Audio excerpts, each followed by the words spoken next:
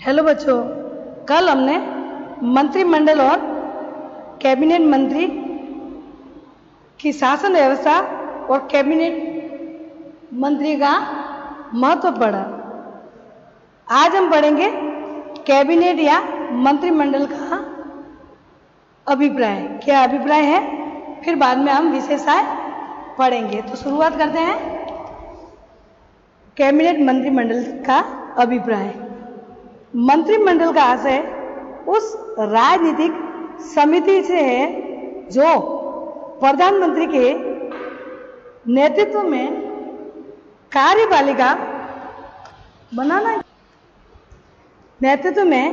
कार्यपालिका शक्तियों का प्रयोग करती है। लोक सदन के बहुमत दल के नेता को सम्राट के द्वारा प्रधानमंत्री का पद प्रदान किया जाता है। यानी संसदात्मक व्यवस्था में वही है कि मंत्रिमंडल और प्रधानमंत्री वास्तविक होते हैं। उनके लोकसभा के बहुमत दल के नेता को प्रधानमंत्री बनाया जाता है, जो एक ब्रिटिश ने सम्राट द्वारा बनाया जाता है या नियुक्ति दी जाती है, नियुक्त किया जाता है। और प्रधानमंत्री सिद्धांत संसद सदस्यों और व्यवहार में सामान्यतः अपने ही राजनीतिक दल के संसद सदस्यों में अपने सहयोगिता का चुनाव करता है। यानी संसद में जो मंत्रिमंडल होते हैं उसमें ही चुनाव कैबिनेट मंत्री का वो प्रधानमंत्री राष्ट्रपति की सलाह से करता है। इसके बारे में मुंद्रो कह रहे हैं कि मंत्रिमंडल राजमुकुट के नाम पर प्रधानमंत्री द्वारा नियुक्त किए हुए उन राजकीय परामर्शदाताओं की समिति को कहा जा सकता है जिन्हें लोक सदन के बहुमत का समर्थक प्राप्त हो। यानी मंत्रिमंडल राजमुकुट के नाम पर प्रधानमंत्री की नियुक्ति उस परामर्शदाताओं की समिति द्वारा कहा जा सकता है। यानी उस समिति द्वारा जो बहुमत दल का नेता है उन्हीं को बनाया जाता है और जो मंत्रिमंडल वगैरह सबसे सलाह ली जाती है और बहुमत द्वारा समर्थन किया जाता है। इसी प्रकार सर सिडनी लॉ के मतानुसार मंत्रिमंडल वह उत्तरदायी कार्यपालिका है जो राष्ट्रीय कार्यों के सामान्य प्रशासन को पूर्ण रूप से नियंत्रित करती है, किंतु इस शक्ति का प्रयोग लोक सदन के कठोर निरीक्षण में किया जाता है, जिसके प्रति वह अपनी समस्त भूलों और कार्यों के लिए उत्तरदायी है। यानी मंत्रिमंडल उत्तरदायी कार्यपालिका है जो राष्ट्र के जो कार्य पर पूर्ण नियंत्रण उनका होता है और लोक सदन के कठोर निरीक्षण द्वारा वो कार्य करते हैं और अपने जो भूल की गई है वो राष्ट्रपति या सम्राट के ऊपर नहीं होगा। जो गलतियां की है वो मंत्रिमंडल और प्रधानमंत्री को मानना पड़ेगा। अब है मंत्रिमंडलात्मक व्यवस्था की विशेषता है। मंत्रिमंडल की व्यवस्था की क्या विशेषता है, इसमें हम पढ़ेंगे। इंग्लैंड मंत्रिमंडलात्मक व्यवस्था का मात्र देश है और अन्य देशों ने इस व्यवस्था को इंग्लैंड से ही लिया गया है। ब्रिटेन की मंत्रिमंडलात्मक व्यवस्था की प्रमुख विशेषता इस रूप में देखी जा सकती है। पहला है सम्राट की वास्तविक कार्यपालिका से पृथकता। यानी सम्राट जो राजा होता है वो कार्यपालिका के वास्तविक से अलग है, क्योंकि यहाँ संसदात्मक व्यवस्था है और संसदात्मक में कौन सम्राट राष्ट्रपति होगा नाम मात्र का और प्रधानमंत्री और मंत्रिमंडल होंगे वास्तविक। इसलिए सम्राट की वास्तविक कार्यपालिका से पृथक, यानी वो अलग रहेगा, वो वास्तविक नहीं कहलाएगा। तो ये उनकी विशेषता पहली है मंत्रिमंडलात्मक व्यवस्था की। दूसरी व्यवस्था बताई है व्यवस्थापिका और कार्यपालिका में घनिष्ठ संबंध। यानी व्यवस्थापिका में कौन आएगा, संसद के दोनों सदन लोकसभा और राज्यसभा। कार्यपालिका में प्रधानमंत्री और मंत्रिमंडल। संसदात्मक में हमारे यहाँ भारत में व्यवस्थापिका में राष्ट्रपति भी अंग, एक थोड़ा सा अंग है और कार्यपालिका में भी है। राष्ट्रपति दोहरी भूमिका निभाता है, क्योंकि व्यवस्थापिका कानून बनाती है, तो कानून बनाने के बाद साइन किसके हस्ताक्षर होते हैं? राष्ट्रपति के। तो व्यवस्थापिका में भी होता है, कार्यपालिका जब लागू करती है तो भी साइन उनके होते हैं। तो दोहरी भूमिका संसदात्मक में निभाते हैं। लेकिन ब्रिटिश में वहाँ राष्ट्रपति निर्वाचित द्वारा नहीं चुना जाता, हमारे यहाँ अप्रत्यक्ष रूप से निर्वाचित किया जाता है, लेकिन वहाँ पे अप्रत्यक्ष रूप से नहीं, वंशानुगत राष्ट्रपति चुना जाता है। इसलिए वहाँ व्यवस्थापिका और कार्यपालिका में घनिष्ठ संबंध है, क्योंकि व्यवस्थापिका में से ही कार्यपालिका के सदस्य लिए जाते हैं। तो व्यवस्थापिका कानून बनाती है, नीतियाँ बनाती है और कार्यपालिका उनको लागू करती है, और ये लागू करने बनाने में ये दोनों मिलजुल कर कार्य करती है। इसलिए उन दोनों के बीच में घनिष्ठ संबंध होता है और न्यायपालिका उस कानून को लागू करती है। ये मंत्रिमंडलात्मक की विशेषता, क्योंकि व्यवस्थापिका में भी मंत्रिमंडल आएंगे और कार्यपालिका में भी सारे मंत्री आएंगे। तीसरा है मंत्रिमंडल का सामूहिक उत्तरदायित्व, यानी संसदात्मक व्यवस्था में मंत्रिमंडलात्मक व्यवस्था में एक तीसरी विशेषता है कि मंत्रिमंडल सामूहिक उत्तरदायित्व, जो भी कार्य गलती की है वो सामूहिक रूप से उत्तरदायी है। क्यों सामूहिक रूप से उत्तरदायी? कि जैसे ही प्रधानमंत्री त्यागपत्र देता है तो मंत्रिमंडल को भी त्यागपत्र देना पड़ेगा, और मंत्रिमंडल त्यागपत्र दे तो प्रधानमंत्री को भी त्यागपत्र देना पड़ता है। तो मंत्रिमंडल एक सामूहिक रूप से उत्तरदायी, गलती हो चाहे अच्छाई हो, सामूहिक रूप से उनकी अच्छाई तारीफ होगी और सामूहिक रूप से उनकी बुराई होगी। इसलिए समूह रूप में मंत्रिमंडल एक उत्तरदायी कहा जा सकता है। ये मंत्रिमंडलात्मक व्यवस्था की विशेषता है। चौथी विशेषता है मंत्रियों का व्यक्तिगत उत्तरदायित्व, यानी जो मंत्री बने हैं उनका व्यक्तिगत भी उत्तरदायित्व। ऐसा नहीं कि सिर्फ सामूहिक उत्तरदायित्व है, इसके साथ ही हर मंत्रियों का व्यक्तिगत उत्तरदायित्व होगा। क्यों होगा? जब मंत्रिमंडल जिसके पास विभाग होंगे, रेल मंत्री, खेल मंत्री, वित्त मंत्री, गृह मंत्री, शिक्षा मंत्री, चिकित्सा मंत्री, ये सारे मंत्री अपने अपने विभाग को दिया गया है, उसको कहेंगे कैबिनेट मंत्री। तो उनके डिपार्टमेंट जो दिया गया विभाग दिया है, उनकी जिम्मेवारी खुद की होगी। तो इसलिए कुछ जिसके पास विभाग है, कैबिनेट मंत्री है, उनकी व्यक्तिगत उत्तरदायित्व होगी, यानी वो खुद व्यक्तिगत उनका खुद का उत्तरदायित्व होगी। ट्रेन एक्सीडेंट, रेल के डिब्बे गिर गए, वो सारे रेल मंत्री पर पूछेंगे, दूसरों को कोई नहीं पूछेगा। सरकार पर भी आवाज, सारी मंत्रियों को आवाज उठाएंगे, प्रधानमंत्री पर भी आरोप लगेगा, लेकिन रेल मंत्री को जवाब देना पड़ेगा कि ये सब कैसे हुआ। तो ये भी है कि मंत्रिमंडल का व्यवस्था की विशेषता। पांचवा है गोपनीयता। गोपनीयता यानी मंत्रिमंडलात्मक व्यवस्था की विशेषता एक है गोपनीयता। गोपनीयता यानी वो कोई बात जो भी देश के प्रति हो, देश क्या कहते हैं, देशद्रोही के प्रति हो, युद्ध के मामले में हो, तो वो बातें जो भी करेंगे वो उसकी गुप्त रखा जाएगा, गोपनीयता रखी जाएगी। कौन रखेंगे? कैबिनेट मंत्री। कोई भी ओपन नहीं करेगा जब तक हमारे देश को खतरे से बाहर नहीं निकल जाए या खतरा न टल जाए, तब तक वो बातें गोपनीयता रखी जाएगी। तो कैबिनेट मंत्री की व्यवस्था में, इनकी विशेषता में एक बात यह है कि मंत्रिमंडल या मंत्रिमंडलात्मक व्यवस्था में सभी बातों को ऐसी बात जो लोगों को भ्रमित कर दे, अचंभा कर दे, या फिर देश के हित की बात है या फिर युद्ध की बात है, देश को खतरा है, तो ऐसी बातें गोपनीयता की ओर रखेंगे, यानी गुप्त बातें रखी जाएगी। छठा है राजनीतिक सजातीय, यानी ये सारे मंत्रिमंडलात्मक व्यवस्था की विशेषता में सारे राजनीतिक सजातीय, यानी एक ही जाति के, जाति वो नहीं जो खुद की धर्म के जाति, वो नहीं, सभी राजनीति की है, सभी मंत्री है, सबको राजनीति में जीत के ही आए, वो जनता से जीत कर ही आए वोटों से, तो वो सजाती है। कोई ऐसा नहीं कि वो अलग आया है, तो सभी ये सजाती है, यानी जनता के वोटों से जीत के आए, इसलिए उनको अलग अलग तोला नहीं, मापा नहीं जा सकता। लास्ट है प्रधानमंत्री का नेतृत्व, यानी मंत्रिमंडलात्मक व्यवस्था की विशेषता में एक और बात है, वो है प्रधानमंत्री का नेतृत्व। यानी प्रधानमंत्री मंत्रिमंडल का नेतृत्व करेगा।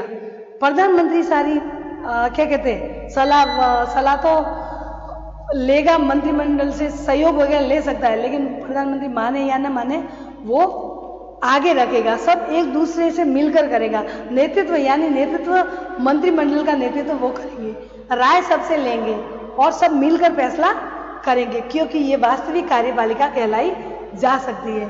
तो मंत्रिमंडलात्मक में विशेषता में प्रधानमंत्री का नेतृत्व भी कहा जा सकता है। अब है मंत्रिमंडल का गठन। अब है मंत्रिमंडल का गठन, ये अलग से पॉइंट है बच्चों। अब हम आगे पढ़ेंगे। ये तो हुई मंत्रिमंडलात्मक व्यवस्था की विशेषता, इसमें सम्राट की वास्तविक ये पढ़ा हमने, 7 पॉइंट पढ़े। अब मंत्रिमंडल का गठन कैसे होगा, इसमें हम पढ़ेंगे मंत्रिमंडल के गठन की बात।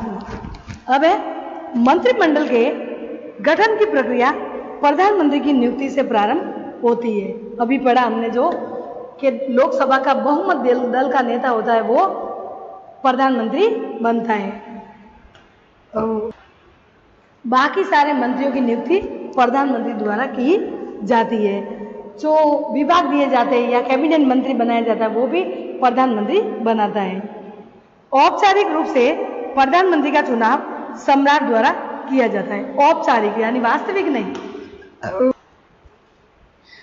नहीं, औपचारिक रूप से यानी सिर्फ नियुक्ति, बहुमत दल का नेता को प्रधानमंत्री बनाएगा, तो औपचारिक बताया गया है सम्राट। लेकिन सामान्यतः ब्रिटेन की द्विदलीय पद्धति के अंतर्गत प्रधानमंत्री का चुनाव महानिर्वाचित में जनता द्वारा ही किया जाता है। वो तो 2 दल है वहाँ, एक तो शासन करेगी, सरकार बनाएगी, और दूसरी विपक्ष की भूमिका निभाएगी। तो कुल मिलाकर प्रधानमंत्री के जो चुनाव करता है राष्ट्रपति या सम्राट करता है, ये जो लोकसभा में बहुमत दल के नेता को करता है। लेकिन वास्तविकता ये बात है कि उनका निर्वाचन जनता द्वारा किया जाता है। किसका? प्रधानमंत्री का। निर्वाचन होने के बाद ही उनको नियुक्त किया जाता है, राष्ट्रपति द्वारा या ब्रिटिश में सम्राट द्वारा। सुस्थापित परंपराओं के अनुसार सम्राट लोक सदन के बहुमत दल के नेता को प्रधानमंत्री ग्रहण करने के लिए आमंत्रित करता है। अतः सामान्यतः इस संबंध में सम्राट की व्यक्तिगत इच्छा या विवेक का कोई महत्व नहीं है, लेकिन विशेष परिस्थितियों में जबकि एक प्रधानमंत्री अकस्मात त्यागपत्र दे दे या उसकी मृत्यु हो जाए और उसका कोई निश्चित उत्तराधिकार न हो, तो सम्राट प्रधानमंत्री के चुनाव में अपने विवेक का प्रयोग कर सकता है। यानी प्रधानमंत्री अचानक त्यागपत्र दे दे या मृत्यु हो जाए, तब सम्राट अपने विवेक द्वारा चुनाव कह सकता है कि इतने इतने दिनों में जल्दी से प्रधानमंत्री के वापस चुनाव होने चाहिए। तब तक वो कार्यवाहक प्रधानमंत्री के रूप में कार्य कर सकता है। भूतकाल में कुछ अवसरों पर इस संबंध में सम्राट ने अपने विवेक का प्रयोग किया भी है, लेकिन ऐसा करते समय उसे इस बात को ध्यान में रखना होता है कि उनके द्वारा इस पद के लिए चुना गया व्यक्ति लोक सदन के बहुमत दल का विश्वासभाजन हो। यानी अगर त्यागपत्र प्रधानमंत्री दे दिया तो उसमें जो लोकसभा में बहुमत दल ज्यादा वोट पाएंगे उनको वो वापस उसका विश्वास पात्र हो, उनको वो प्रधानमंत्री बना सकता है। वर्तमान समय में इस बात के कारण सम्राट द्वारा प्रधानमंत्री का चुनाव करने में अपने विवेक का प्रयोग करने के अवसर और कम हो गए हैं। अब ग्रेट ब्रिटेन के दोनों ही प्रमुख दल, मजदूर दल और अनुदार दल, एक व्यापारी दल और एक मजदूर दल, ने इस चलन को अपना लिया है कि महानिर्वाचन के बाद और उसके बाद जब कभी प्रधानमंत्री पद का रिक्त हो जाए या पद रिक्त हो जाए तो लोक सदन का बहुमत स्वयं अपने नेता का चुनाव करेगा। यानी लोकसभा में जो सदस्य होंगे वो खुद ही कहेंगे कि जब तक चुनाव नहीं होते तब तक हमारा ये प्रधानमंत्री या तक कार्यवाहक ये प्रधानमंत्री रहेगा। लेकिन पहले ये व्यवस्था थी कि राष्ट्रपति द्वारा ये कार्य किया जाता था। रॉबर्ट वालपोल के समय से ही प्रत्येक प्रधानमंत्री संसद के दोनों सदनों में से किसी एक सदन का सदस्य रहा है और 1923 के जॉर्ज पंचम द्वारा लॉर्ड कर्जन के स्थान पर बाल्बिन को प्रधानमंत्री पद प्रदान करके ये परंपरा स्थापित हो गई कि प्रधानमंत्री लोक सदन का ही सदस्य होना चाहिए। यानी जो सम्राट है वो अपने मन से निर्वाचित नहीं कर सकता। लॉर्ड सभा का, यानी लॉर्ड सभा वहां ब्रिटिश में किसको कहा जाता है? राज्यसभा को।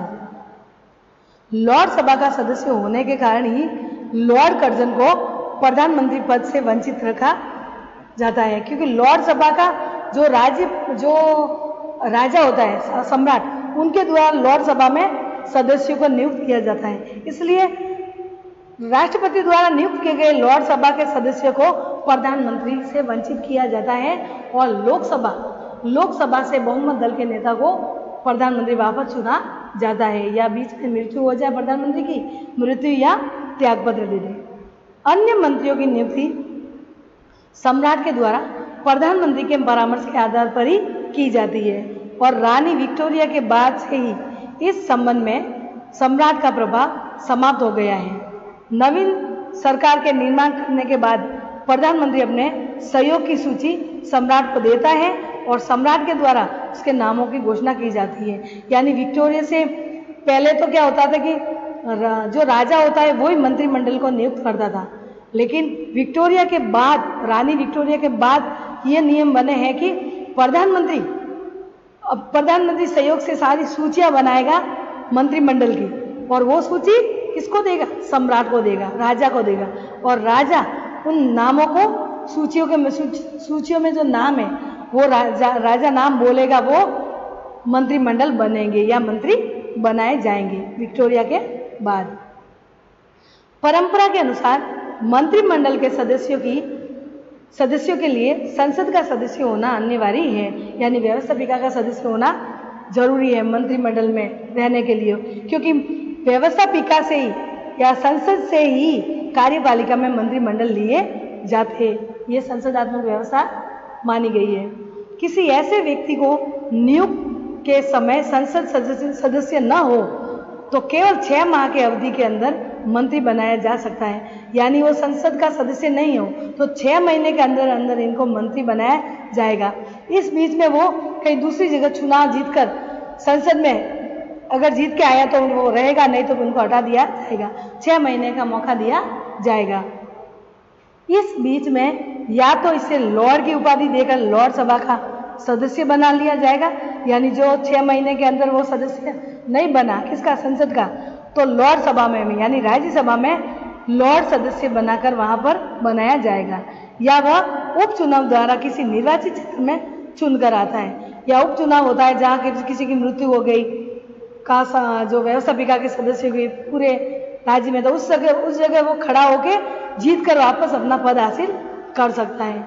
मंत्रिमंडल में दोनों ही सदनों को प्रतिनिधित्व प्रदान किया जाता है। साधारणतया प्रत्येक कैबिनेट में 4 मंत्री लॉर्ड सभा में से होते हैं। यद्यपि इस प्रकार की कानून व्यवस्था नहीं है, इसके अतिरिक्त प्रधानमंत्री को अपने सहयोगी का चुनाव करने में अपने दल के अंदर विभिन्न व्यक्तियों की स्थिति, विभिन्न भौगोलिक क्षेत्रों और समुदाय के प्रतिनिधित्व, सदस्यों की दक्षता और उसकी समाज सेवा की भावना आदि का ध्यान रखते हुए सहयोगी का चुनाव निश्चित रूप से एक कठिन और महत्वपूर्ण विषय है। यानी लॉर्ड सभा में लॉर्ड सदस्य बनता है तो वो क्षेत्रों में कला में निपुण हो, समाज सेवा की भावना रखता हो, ऐसों को नियुक्त किया जा सकता है, क्योंकि प्रधानमंत्री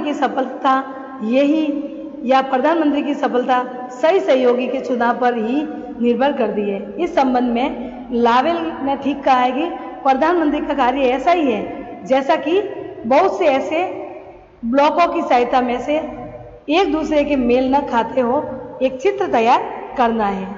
यद्यपि सहयोगों के चुनाव में प्रधानमंत्री के द्वारा कुछ वास्तविकताओं को दृष्टि में रखा जा सकता है, लेकिन जहां तक वैधानिक दृष्टिकोण का संबंध है वह अपने सहयोगों के चुनाव में पूर्ण स्वतंत्र होता है।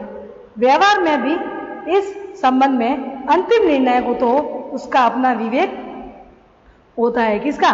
प्रधानमंत्री का अपना अंतिम निर्णय वास्तविक दृष्टि से वो वास्तविक कार्यपालिका का प्रमुख है, इसलिए अपने विवेक पर ही निर्णय ले सकता है।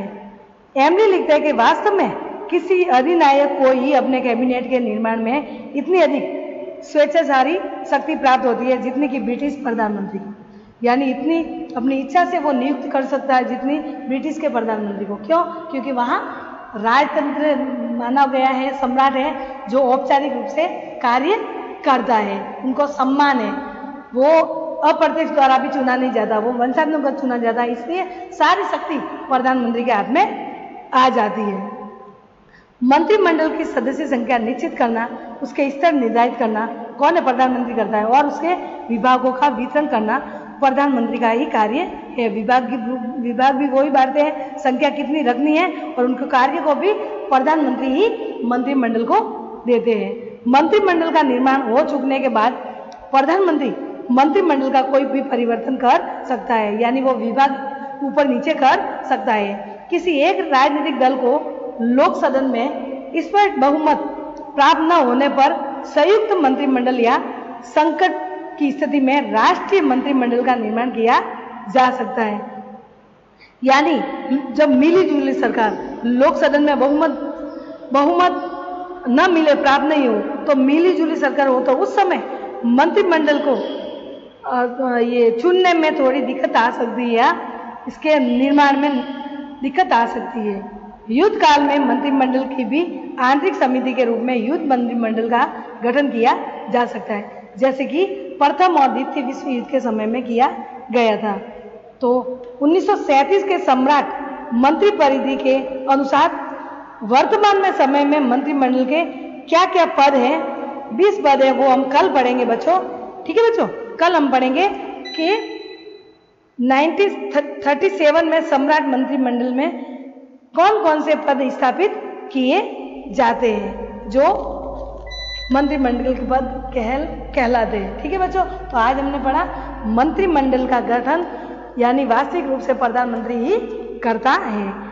राष्ट्रपति औपचारिक रूप से कार्य करता है क्योंकि वो वंशानुगत चुना जाता है, वो सम्राट है वहाँ का, ब्रिटिश में ऐसी व्यवस्था है, इसलिए प्रधानमंत्री की शक्ति बहुत ही बढ़ गई है और मंत्रिमंडल का गठन प्रधानमंत्री ही करता है। ठीक है बच्चों, कल हम पढ़ेंगे आगे का। बाय।